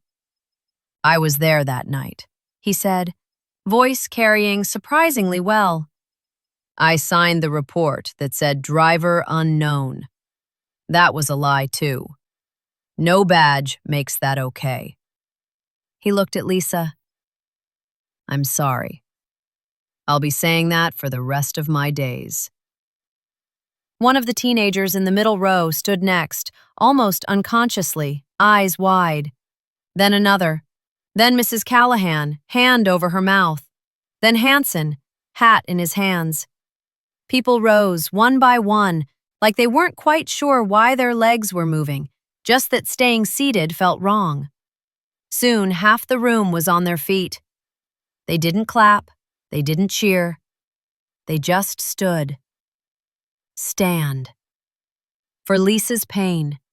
For Dad's confession. For Bud's stubborn camera. For every time this town had called something unfortunate when the right word was wrong. I felt my throat tighten. I swallowed it down. Dalton caught my eye, gave the smallest of nods. "This," that nod said, "is what justice can look like when we don't reach for handcuffs first." I stepped back from the podium. The meeting broke up slowly. No rush, no exodus, just clusters of people talking in low voices, approaching Lisa, approaching Dad, approaching Hank. Some hugged, some couldn't quite bring themselves to, but they tried for eye contact. Outside, the sky had cleared. The sun was out, weak but real, turning puddles into small mirrors on the pavement. Dad came up beside me, face pale but lighter. "I thought they'd throw me out," he said. "They might have 30 years ago," I said. "Now they're just processing." He looked at the camera. "You keeping that thing?" he asked. "Yeah," I said. "Bud left it to me for a reason." "What are you going to do with it?" he asked. I watched Lisa laugh, actually laugh, at something Agnes said by the door. The sound carried, bright and unexpected. "Point it at the right things," I said. "Not to hurt, to remember." He nodded, eyes wet. "I don't know if I can ever be the father you thought you had," he said quietly. "You already aren't," I said. Then I softened. "But you might be someone better. A man who finally stopped running." He let out a shaky breath that sounded a little like relief. Mom slipped her arm through his. "We've got a fund to set up," she said, "and a lot of conversations that don't happen in community centers." He gave a tiny, tired smile. "Yeah," he said, "we do." A week later, I stood alone in Bud's workshop.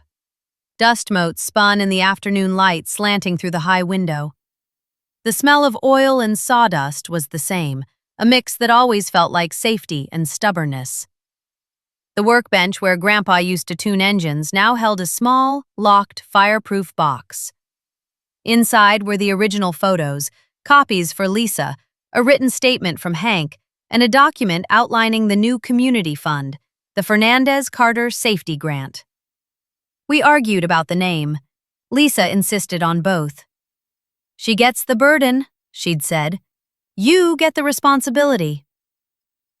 The camera sat on a shelf above the bench, cleaned, lens polished. It looked less like a relic now and more like a tool waiting for a new job. I ran my fingers along its edge. "Not all legacies are medals or flags," I murmured. "Some are just the courage to choose truth when lying would be easier." I thought of my service ribbons, neat and colorful on my dress uniform. And then I thought of this, standing in a small-town community center beside my father while he finally told the truth. The weight felt similar.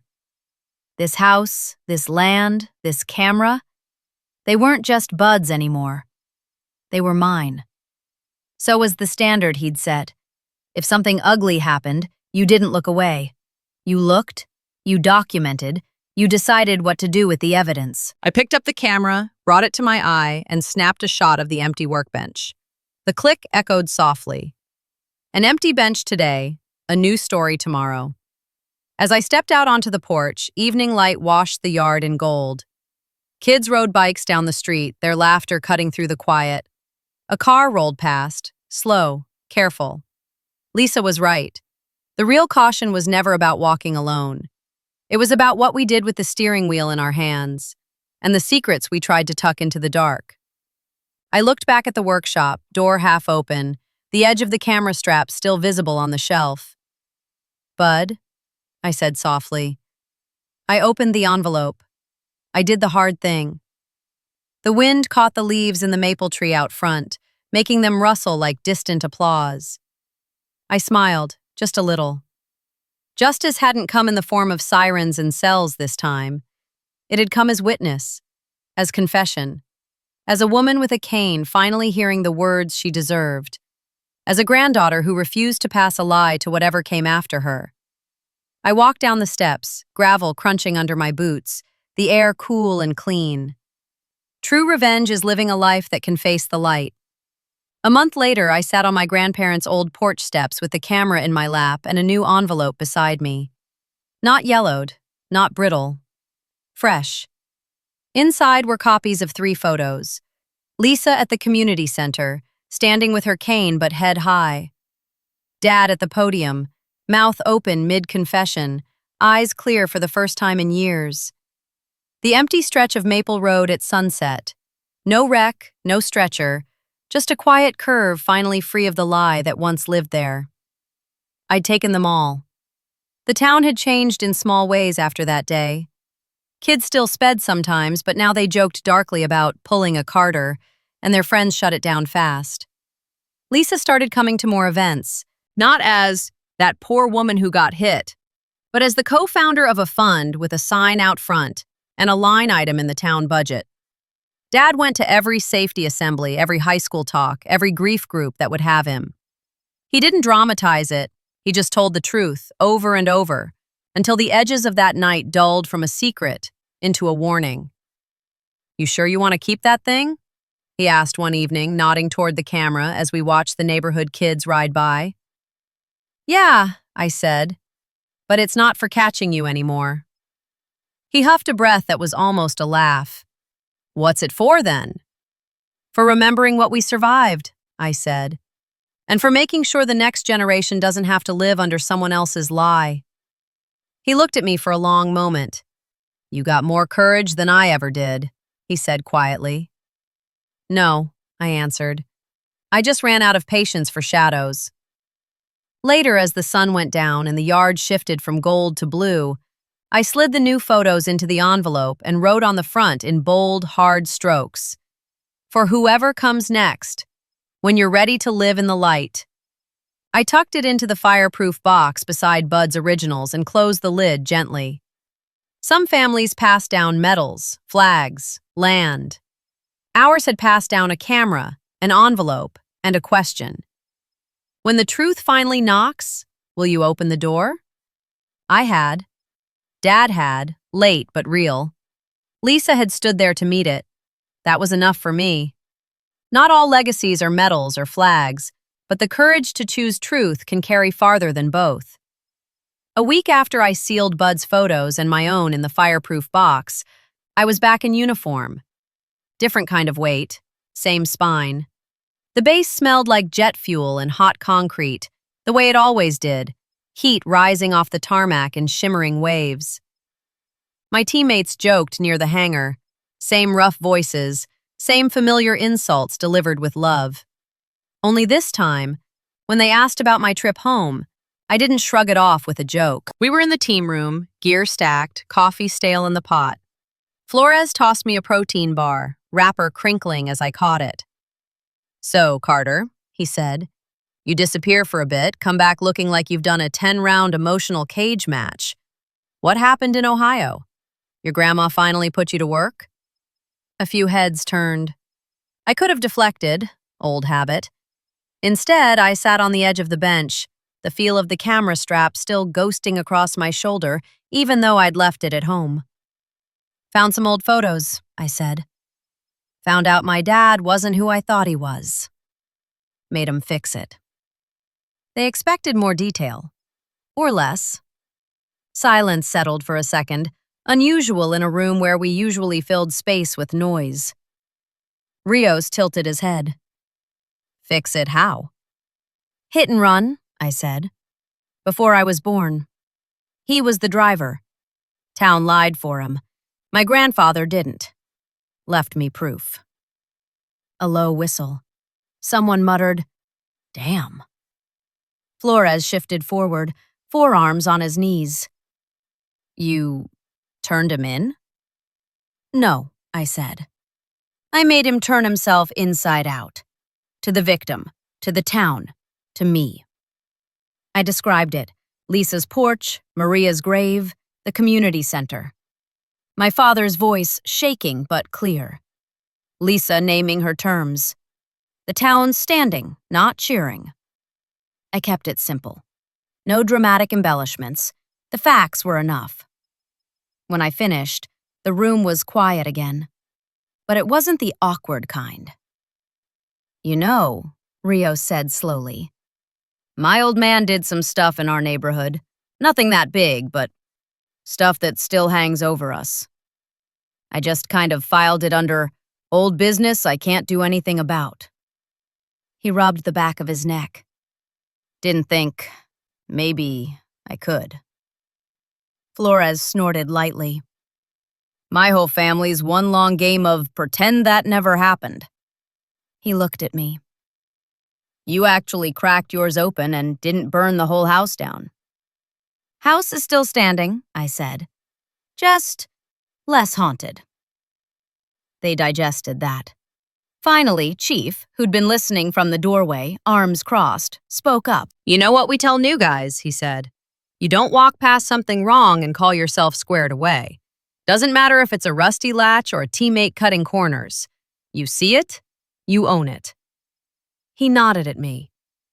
Sounds like you just applied that to your own blood. Heat pricked behind my eyes for half a second. I swallowed it down. Felt more dangerous than half the ops we've run, I admitted. At least downrange, you know who's shooting at you. Flores leaned back, eyes on the ceiling. Well, he said, if you ever get tired of jumping out of planes and kicking in doors, you could start a side hustle. Emma Carter's Family Truth Recon. A few chuckles broke the tension. But later, after gear checks and dry drills, Rios caught me in the hallway. Hey, he said, voice low. Real talk. If I wanted to look into some old stuff back home, how'd you even start without blowing everything up? I thought of Bud's camera, of Lisa's face when she held the photos, of Dad on that podium. Start with evidence, I said. Not gossip. Find something solid. Paper, photos, a person who was actually there. Then decide what you want, revenge or a life where you can look at yourself in the mirror. He nodded slowly. You chose the second? Yeah, I said. Still do. Every day. He blew out a breath. Okay, thanks. As he walked away, boots squeaking faintly on the polished floor, I realized something. Ohio hadn't just changed my family. It had sharpened my sense of what my job really was. Not just kicking down doors in other countries, but refusing to let the biggest lie I ever encountered be the one inside my own house. On my next trip home, the town looked the same, mostly. Kids still shot hoops in crooked driveways. The diner still smelled like burnt coffee and bacon. Agnes still reigned over the library like a benevolent dictator. But there were new details. A flyer on the bulletin board. Fernandez Carter Safety Grant. Apply here. A note under it. For families affected by accidents, no one faces it alone. At the high school, a poster. Don't be the driver they talk about for 30 years. At the bottom, small print. Speech by Tom Carter and Lisa Fernandez, Friday. I slipped into the back of the auditorium that Friday.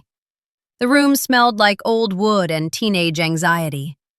Dad stood on stage beside Lisa, both of them behind a single podium this time. I thought hiding would protect everyone, Dad was saying.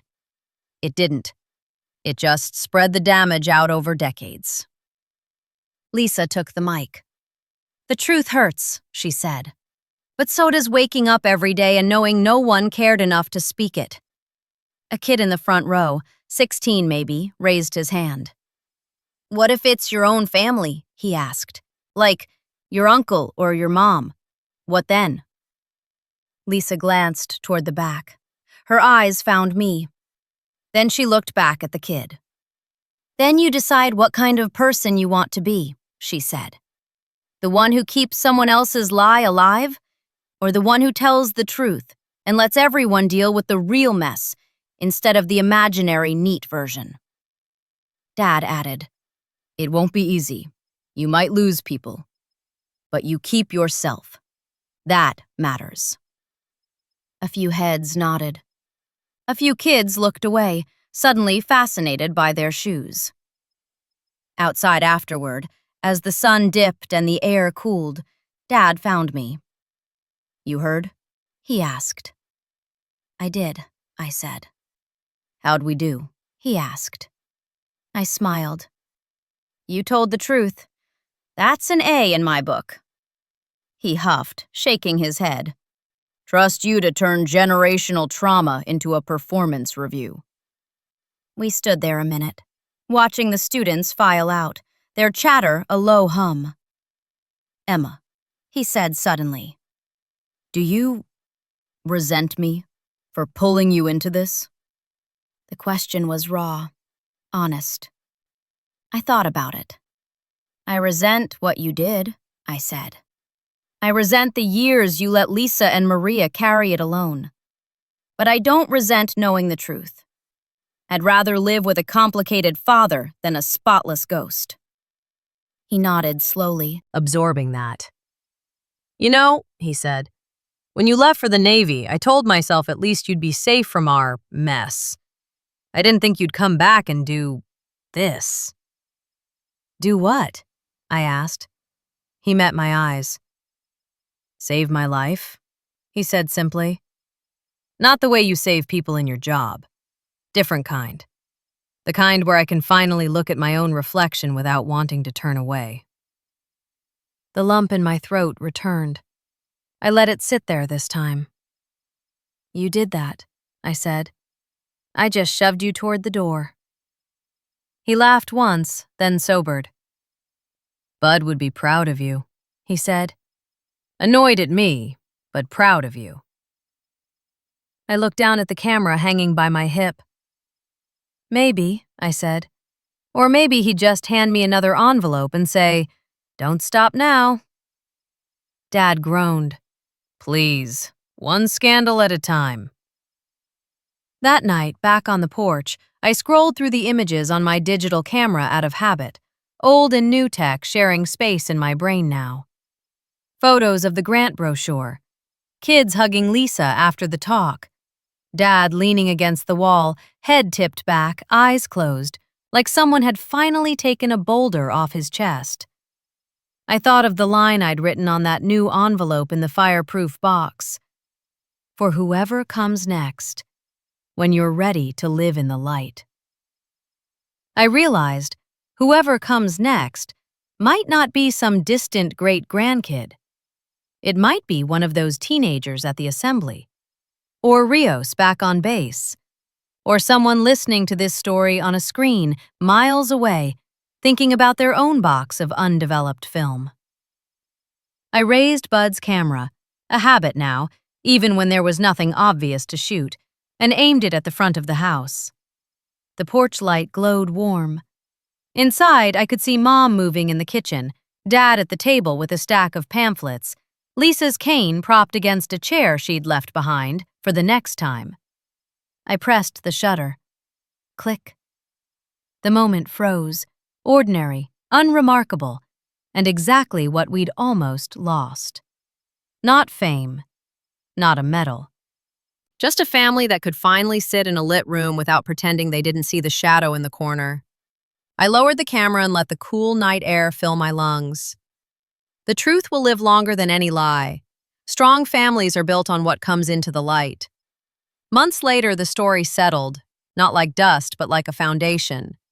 Life didn't turn cinematic. It turned ordinary in a way that felt almost revolutionary after all the noise. Dad still worked at the shop. He still came home smelling like oil and exhaust. But he also kept a calendar taped to the fridge with speaking dates penciled in. School assemblies, DUI panels, a county-wide driver's ed workshop. He went to all of them. Sometimes he'd call me after. "Kid asked me if I ever got over it," he told me one night, voice tinny through the phone while I sat in my barracks room, boots off, gear bag open. "What'd you say?" I asked. "I said I learned to live with it without letting it steer every decision," he replied, "and that the only way I got there was by telling the truth until it stopped choking me." I could hear the clink of dishes in the background, Mom moving props in their little kitchen. A new normal. Lisa, too, shifted into something else. She came by the house sometimes, cane tapping softly on the porch boards. At first, it was always for business, to talk about the grant or the next event or the wording on a flyer. Over time, it turned into coffee, stories, shared silence. She told me about the years after the accident, physical therapy, jobs that wouldn't hire her because she couldn't be on her feet all day, men who balked at the cane like it was a warning label. "I kept thinking," she said once, staring into her mug, "that if I'd done something different, it wouldn't have happened. Stayed later at the house, taken a ride, worn a different jacket." "That's the lie," I said, "that the victim's choices matter more than the driver's." She huffed. "You sound like your grandfather." "Better than sounding like Miller," I said. She smiled, small but real. We went to the cemetery sometimes without Dad. She'd stand at her mother's grave. I'd stand where Bud was buried a few rows over, his stones simple, his name clean. "Funny," Lisa said one afternoon, wind tugging at her hair. "The men who tried to bury the truth get complicated legacies, and the man who insisted on it just gets loving husband and father on a stone." "He gets more than that," I said. "He gets the part where we're not still walking around in the dark." She sighed. "Fair enough." When I went back to base between visits, the story followed me in ways I didn't expect. A junior sailor cornered me in the gym one day, eyes darting like he wanted to bolt. "Ma'am," he said, "I heard someone said you talked about your dad in that training, about DUI and stuff." The rumor mill had done its usual thing, chewed the story up, spat it out with half the context. "Yeah," I said. "What about it?" He swallowed hard. "My brother hit someone, years ago. My family pretends it never happened because the guy lived. But he's not really living. Neither is my brother." He cleared his throat. "How did you—" He stopped, searching. "How did you not hate him?" I thought of Dad at the podium, at Lisa's porch, at Maria's grave. "I did," I said. "For a while. Still do some days. But hating him didn't change what he'd done. Holding him to the truth did." He nodded slowly. "I don't know if my folks can handle that." "They might not," I said. "But maybe you can. Even if all you do is say, 'I know what happened and it wasn't okay.' Sometimes that's the first breach in the wall."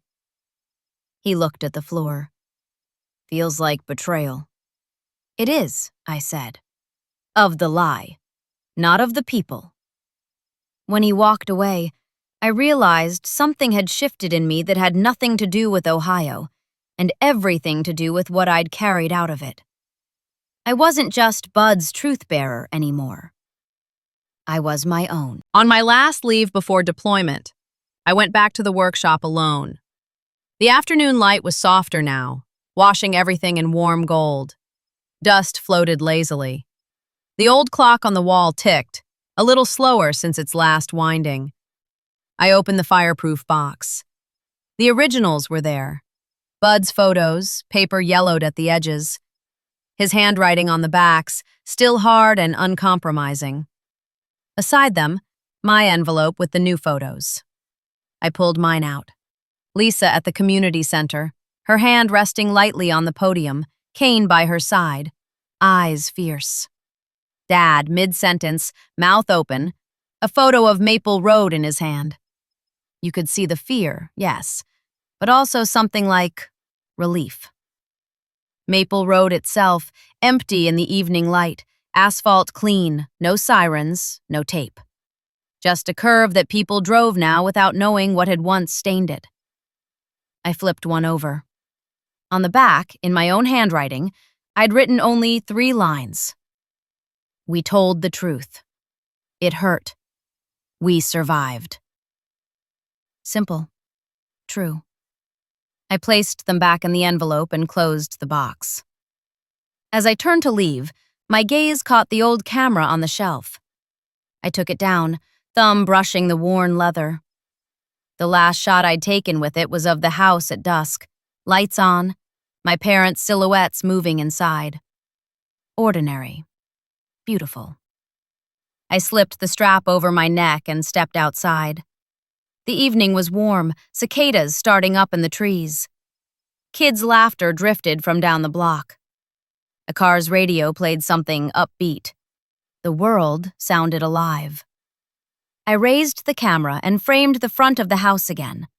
The porch, the steps, the door that had opened for hard truths and stayed on its hinges. I pressed the shutter. Click. I didn't know who would see that photo years from now. Maybe a niece. Maybe some kid who ended up inheriting the house. Maybe no one. But just knowing it existed, that this version of us existed, felt like insurance against history being rewritten into something cleaner and fake. I lowered the camera and leaned on the porch railing. For the first time, when I thought of my father, I didn't see just the boy by the wreck or the man pacing windows with worry. I saw the person who had finally dragged himself into the light and stayed. Broken, accountable, human. I saw Lisa not only on a stretcher, but on a stage, on her own porch, in her own life that she'd reclaimed piece by piece. And I saw myself, not as the kid who grew up under a silent roof, but as the woman who'd walked back into that house and refused to be another brick in its wall of denial. Not all of it was neat, but it was honest. As the sun slipped lower, painting the street in amber, I felt something in my chest I hadn't felt in a long time when I thought of home. I wasn't bracing. I was just here. When my leave ended and I flew back to base, I packed the camera carefully between uniforms and boots. It came with me, not as evidence anymore, but as a reminder. That courage isn't just measured in how many doors you kick in. Sometimes it's in how many doors you open and stand in, even when the past rushes at you like a wave. Back on the tarmac, the smell of jet fuel hit me again. The team loaded up, jokes flying, routines sliding into place. As we moved out, Flores nudged my shoulder. "You good, Carter?" he asked. I thought of Bud's note, Lisa's cane, Dad's voice, the box in the workshop, the kids in the auditorium, the sailor in the gym. I thought of the fact that if someone asked me about my family now, I could tell the truth without choking on it. "Yeah," I said. "I'm good." He squinted at me. "You sound lighter." "Truth weighs less than secrets," I said. "Once you stop carrying both." He grinned. "Put that on a poster." "Maybe I will," I said. As we headed toward the plane, the sky wide open above us, I felt the old familiar mix of fear and purpose. The world was still messy. People still made terrible choices. Not every story would end with community centers and funds and fragile truces. But I knew this much. Whatever I faced out there, I wouldn't be doing it while pretending my own house was clean when it wasn't. I'd opened the envelope. I'd survived what was inside. And now, wherever I went, I carried that same demand for myself, for the people I loved, for anyone who crossed my path trying to hide behind protecting others.